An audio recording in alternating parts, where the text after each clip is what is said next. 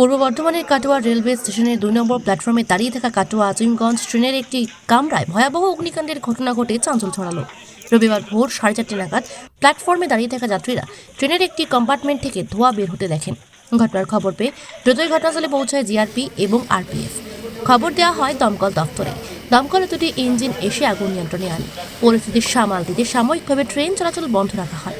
পরে আগুন সম্পূর্ণ নিয়ন্ত্রণে এলে ট্রেন পরিষেবা স্বাভাবিক হয়। প্রাথমিকভাবে মনে করা হচ্ছে শর্ট সার্কিট থেকেই অগ্নিকাণ্ডের সূত্রপাত। তবে ঠিক কী কারণে আগুন লাগলো তা খতিয়ে দেখছেন রেলের আধিকারিকরা। 5টা নাগাদ আমাদের অফিসে একটা ফায়ার কল যায়। এখানে যে একটা কোচে আগুন লেগেছে, তো আমরা আসি এবং আগুনটা নেভাই।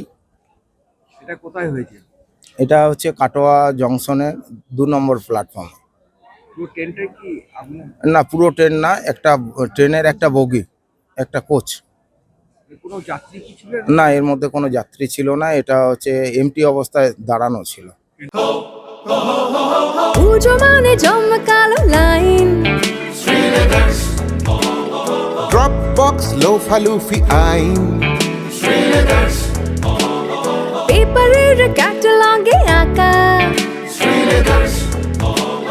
বাঙালির ইমোশনে মাখা।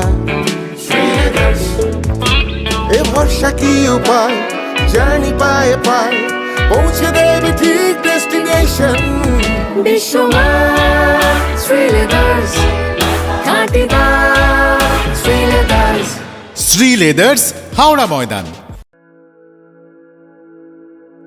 আপনি কি জটিল কিছু সমস্যায় ভুগছেন? সমাধান পেতে চান?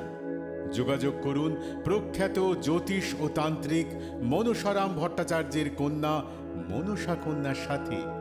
প্রখ্যাত জ্যোতিষ ও তান্ত্রিক মনসা কন্যা হাওড়া জানবাড়ি ও হাতিবাগানের নিজস্ব মন্দিরেও বসেন। যোগাযোগ 9830106967 আর 9239655323।